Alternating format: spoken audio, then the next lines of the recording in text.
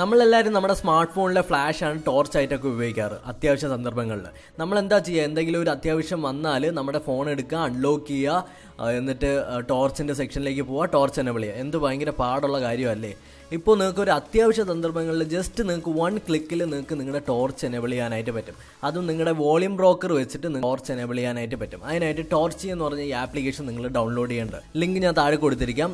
ഈ ആപ്ലിക്കേഷൻ്റെ ഉപയോഗം എന്താണെന്ന് വെച്ചാൽ, നമുക്ക് വോളിയം ബ്രോക്കറിൽ നമ്മളൊന്ന് ക്ലിക്ക് ചെയ്താൽ നമുക്ക് ടോർച്ച് എനേബിൾ ചെയ്യാം. വളരെ അത്യാവശ്യം വേണ്ട ഒരു കാര്യമാണ്. ഈ ഒരു ഇൻസ്റ്റാൾ ചെയ്യുക, അതിനുശേഷം എനേബിൾ ചെയ്യുമ്പോൾ കുറച്ച് പെർമിഷൻസൊക്കെ അവർ ചോദിക്കും. അതൊക്കെ അലോ ചെയ്ത് കൊടുക്കുക. അത്ര മാത്രമാണ് നിങ്ങൾ ചെയ്യേണ്ടത്.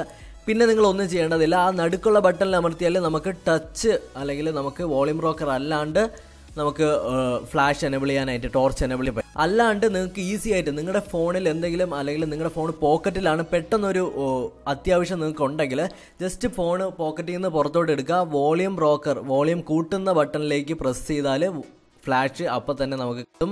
വോളിയം കുറയ്ക്കുന്നതിൽ പ്രസ് ചെയ്താൽ ഫ്ലാഷ് ഓഫ് ആവും. വളരെ യൂസ്ഫുൾ ആയിട്ടുള്ള കാര്യമാണ്. കാരണം എന്താണെന്ന് വെച്ചാൽ വളരെ ഹാൻഡിയാണ് സത്യം പറഞ്ഞാൽ. തീർച്ചയായിട്ടും ഈ ട്രിക്ക് നിങ്ങൾ ട്രൈ ചെയ്ത് നോക്കുക. ഒരു ചെറിയൊരു വീഡിയോ ആണ്. വീഡിയോ ലൈക്ക് ചെയ്യുക. 500 ലൈക്കാണ് ഞാൻ പ്രതീക്ഷിക്കുന്നത്. ഈ ചാനൽ ഇതുവരെ നിങ്ങൾ സബ്സ്ക്രൈബ് ചെയ്തിട്ടില്ലെങ്കിൽ പ്ലീസ് ഒന്ന് സബ്സ്ക്രൈബ് ചെയ്യുക. അടുത്തൊരു വീഡിയോയിൽ വീണ്ടും കുറച്ച് ട്രിക്കുകളായിട്ട് ഞാൻ വീണ്ടും വരുന്നതായിരിക്കും. Bye, see you. പിന്നെ ഈ വീഡിയോ ഷെയർ ചെയ്യാനും മറക്കരുത്.